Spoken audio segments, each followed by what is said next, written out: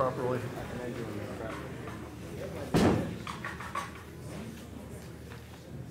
Very well, ladies and gentlemen. Gentlemen of the convention, is there any further business behind this convention? I understand that there is someone who's bringing something. That individual produced the individual before the convention. Make way! Visitor comes your way. Make way!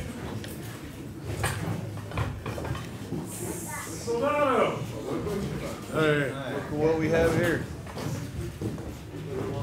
Where was he found? I come from Fort Defiance with news of the situation there. This man is one of Costa's lieutenants. We captured him and brought him here as a spy and turned him over to y'all for y'all's care. It'll cause a man with no honor. Get the rope, Mr. Griffin. We have an officer here that can escort this man.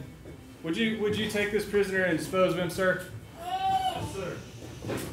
Under the circumstances, sir, I think you might be better to define dispose of the prisoner. Clarify. Just remove him to a separate location from here at this point. Feelings are running high, sir. Make room. Gentlemen, I have recently arrived from Behar as their representative here. It's Sam Maverick, boys. I would have been here sooner, but I had duties to attend to at the garrison. How does poor Behar? Well, sir, we're glad that you were able to join us. I detect by the cough a trace of a malady. I trust that illness will not prevent you from your business at hand. I reckon if I can make the trip from Behar to here, and in this weather, I can fulfill my duties here. Mr. President, I have a packet for you as well. Excuse me, gentlemen. Sam, I believe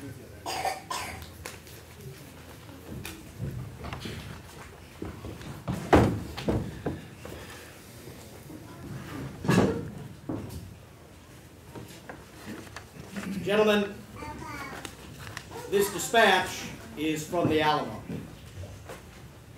The situation there is growing darker. If you will allow me, I will read the letter. Read, sir, read. Please read. To the President of the Convention, 3 March, 1836. Commandancy of the Alamo, Behar. In the present confusion of the political authorities of the country, and in the absence of the Commander-in-Chief, I beg leave to communicate to you the situation of this garrison. You have doubtless already seen my official report of the action of the 25th Ultimate made on that day to General Sam Houston, together with the various communications heretofore sent by express. I shall, therefore, confine myself to what has transpired since that date. From the 25th to the present date, the enemy have kept up a bombardment from 2 howitzers, one 5.5-inch and the other 8-inch, and a heavy cannonade from 2 long 9-pounders mounted on a battery on the opposite side of the river at a distance of 400 yards from our walls. During this period, the enemy has been busily employed in encircling us with entrenchments on all sides, at the following distance, to wit, in Behar, 400 yards west, Lavite, 300 yards south, at the Powder House, 1,000 yards east by south, on the ditch, 800 yards north. Notwithstanding this, a company of 32 men from Gonzales made their way in on the morning of the 1st instant at 3 o'clock, and Colonel J.B. Bonham, a courier from Gonzales, got in this morning at 11 o'clock without molestation. I have so fortified this place that the walls are generally proof against cannon balls, and I shall continue to entrench on the inside and strengthen the walls by throwing up dirt against them. At least 200 shells have fallen inside our works without having injured a single man. Indeed, we have been so fortunate as not to lose a man from any cause, and we have killed many of the enemy. The spirits of my men are still high, although they have had much to depress them. We have contended for 10 days against an enemy whose numbers are variously estimated at 1,500 to 6,000. With General Ramirez Sesma and Colonel Bartras, the aide-de-camp of Santa Anna, at their head. A report was circulated that Santa Anna himself was with the enemy, but I think it was false. A reinforcement of 1,000 men is now entering Behar from the west, and I think it more than probable that Santa Anna is now in town from the rejoicing we hear. Colonel Fannin is said to be on the march to this place with reinforcements, but I fear it is not true. Excuse me, gentlemen, as I have repeatedly sent to him for aid without receiving any. Colonel Bonham, my special messenger, arrived at La Bahia 14 days ago with a request for aid, and on the arrival of the enemy in Behar 10 days ago, I sent an express to Colonel F., which arrived at Goliad on the next day, urging him to send us reinforcements. None have arrived. I look to the colonies alone for aid, and unless it arrives soon, I shall have to fight the enemy on his own terms. I will, however, do the best I can under the circumstances, and I feel confident that the determined valor and desperate courage heretofore evinced by the men under my command will not fail them in their last struggle. And although they may be sacrificed to the vengeance of a Gothic enemy, the victory will cost the enemy so dear that it will be worse for him than a defeat. I hope your honorable body will hasten on reinforcements, ammunitions, and provisions to our aid as soon as possible. We have provisions for 20 days for the men. We have our supply of ammunition, though, limited. At least 500 pounds of cannon powder and 200 rounds of 6, 9, 12, and 18-pound balls, 10 kegs of rifle powder, and a supply of lead should be sent to this place without delay under a sufficient guard. If these things are promptly sent, and large reinforcements are hastened to this frontier, this neighborhood will be a great and decisive battleground. The power of Santa Anna is to be met here in the colonies, and we had better meet them here than to suffer a war of desolation to rage our settlements. A blood-red banner waves from the church of Behar, and in the camp above us, in token that the war is one of vengeance against rebels. They have declared us as such, and demanded that we should surrender at discretion, or this garrison shall be put to the sword.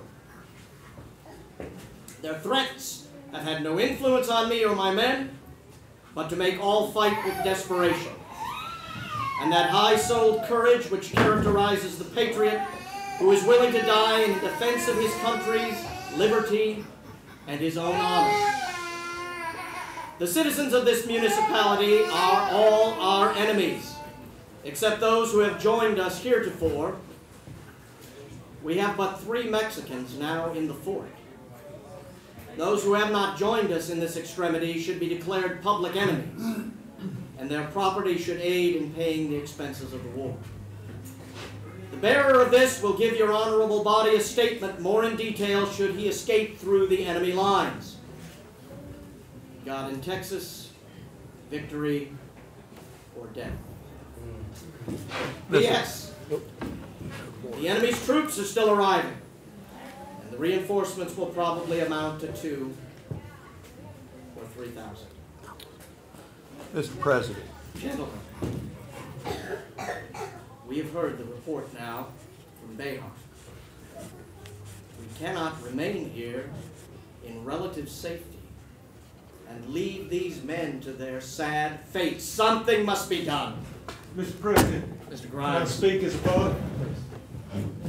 My son is in Behar. I know of another delegate who has a brother there. General Houston, you have to do your duty. We await your orders. Sir, We have to ascertain. our order, Gentlemen, we must do our duty. Mr. cannot abandon our Maverick, purpose. you were there personally. Can you confirm this report? I can and I will. The situation is Colonel Travis depicted. The Mexicans are employed every day in tightening their grip on the compound. They move their artillery closer every day. The men's spirits have been lifted by the arrival of the small band from Gonzales, but they know that if something does not change, that it will not be enough. We need reinforcements, and now. But Mr. Cook, what news do you have from Colonel Fannin? The situation is this. Fort Defiance is well armed, well supplied, and has recently been greatly reinforced. The problem lies with transporting men and munition adequately between La Bahia and Bayard. There's already been one such expedition, but it was abandoned due to the snail's pace at which it advanced. Gentlemen, if I may, in light of these reports, I believe I should go forthwith to join the Army gathering at Gonzales. Something must be done. As soon as I am able to truly ascertain the military situation, I will send courier and I will give full report on the doings of the Army. As soon as the Army in Gonzales is ready, we will march straight away to the relief of the Alamo. Mr. Cook, if you come with me, please, sir. Godspeed.